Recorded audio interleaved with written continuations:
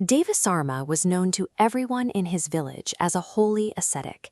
He spent his days in prayer, lived in a simple hut, and possessed almost nothing. But beneath this selfless public identity lay a very different private reality. Over many years, Devisarma had carefully hoarded the small gifts and pieces of cloth donated to him, quietly selling them off and accumulating a massive hidden fortune. Because of his hidden wealth, he trusted absolutely no one. He developed a strict physical security protocol. He tied every single coin he owned tightly inside a cloth bundle. This bundle became an extension of his body. He carried it everywhere, refusing to let it out of his sight for even a second, clutching it close even as he slept. This behavior quickly caught the attention of a career thief named Ashada. Ashada made his living through opportunistic theft, and he immediately noticed the ascetic's hypervigilance. A heavy bundle guarded with that much anxiety could only mean one thing. Ashada decided he was going to take it. Devisarma's absolute mistrust had created a massive security flaw. By refusing to hide his savings or disperse the risk among trusted allies, he consolidated his entire net worth into one highly visible knot. He believed his isolation kept his wealth safe, but he had actually engineered a single walking point of failure. Ashada spent days secretly analyzing his target. He quickly ruled out brute force. The ascetic never left the bundle unattended, keeping it within arm's reach even while bathing. A traditional snatch and grab was impossible against a target who never lowered his guard. So the thief pivoted. If physical theft was off the table, he would rely on social engineering. He would bypass the physical defenses entirely by hacking the ascetic's psychology. Ashada dressed himself in humble robes, approached Devisarma, and begged to be taken in as an honest, eager student of wisdom. The disguise was flawless. For weeks, Ashada played the perfect disciple. He woke up early, he gathered firewood, he fetched water from the river. He masked his predatory intent behind a wall of polite, mundane tasks, building an aura of complete innocence. Devisarma grew incredibly fond of his new helper. This weaponized politeness allowed the rogue to slip right past the ascetic's impenetrable physical defenses. Ashada exploited Devisarma's greatest psychological vulnerability, his genuine desire to teach and help others, gaining proximity to the vault without ever having to pick a lock. The trap finally sprang when an outside variable disrupted the system. A neighboring village invited Devisarma to conduct a religious ceremony. This forced the ascetic to travel, pulling him out of his highly controlled, static environment and putting him on the road. By mid-afternoon, the journey presented a critical geographic choke point, a gentle river.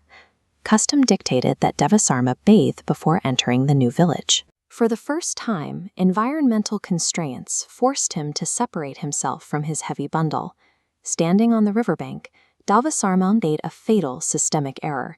He placed the bundle on the ground and asked his devoted student to watch it. He actively handed the security of his life savings over to the exact threat he had spent decades protecting it from. The moment Devisarma entered the water, the quiet infiltration exploded into kinetic energy. Ashada dropped his weeks-long charade instantly. He grabbed the sack, turned his back on the river, and vanished into the tree line.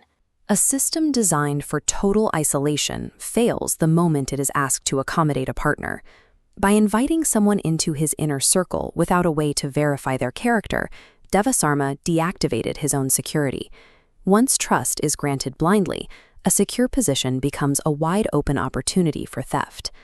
Devisarma finished his bath and returned to the riverbank. He was met with severe cognitive dissonance. The dirt where he had left his bundle was bare. The space where his loyal student had stood was empty. He searched the immediate area.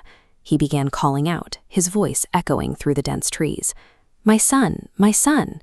Only silence answered him. The realization of the betrayal set in slowly, then all at once. Devisarma's empathy had been turned into the weapon that ruined him. The loss of his money was a significant blow, but the knowledge that his own kindness was the specific vulnerability the rogue exploited was what left him paralyzed. This is the true cost of misplaced trust. It shatters your worldview. Discovering that a seemingly benevolent actor is actually a patient, calculating parasite forces you to question every interaction, every single smile, and every favor you've ever received. Devasarma forced himself to continue his journey, but the road soon presented a violent anomaly. Near a pond, two giant rams were engaged in brutal combat, charging and crashing their massive horns together again and again. A hungry jackal watched from the edge of the fight. Every time the rams collided, drops of blood splattered the ground. The jackal had no capacity for patient calculation. It was driven purely by base, impulsive hunger, triggered by the immediate scent of blood. To lick the blood, the jackal escalated its risk profile dramatically. With every clash, it darted further into the lethal collision zone between the two fighting animals, desperate to satisfy an immediate biological urge. Blind impulsivity operates on borrowed time. While the jackal stood directly between the combatants, the rams charged one final time. The jackal's luck expired, and it was instantly crushed under the impact of the massive horns. Devasarma watched the carcass fall. The visceral destruction of the jackal served as a physical mirror to the moral destruction of the rogue. Both the thief and the scavenger allowed unchecked greed to override their basic survival instincts. Standing on the road, Devasarma mapped the parallel in his mind. He recognized the rogue's psychological infiltration and the jackal's fatal physical feast as two sides of the exact same coin. This graph illustrates the risk over time for two opposing timelines of greed. Line A represents patient greed, the rogue's slow extraction. Line B represents impulsive greed, the jackal's rapid spikes. Despite different velocities, both methodologies guarantee a disastrous collapse. The endpoint is identical. Devasarma walked away from the scene with a final, hardened perspective on human nature. Outward politeness is very often a camouflage for intense self-interest. You cannot rely on appearances. You have to actively verify intentions.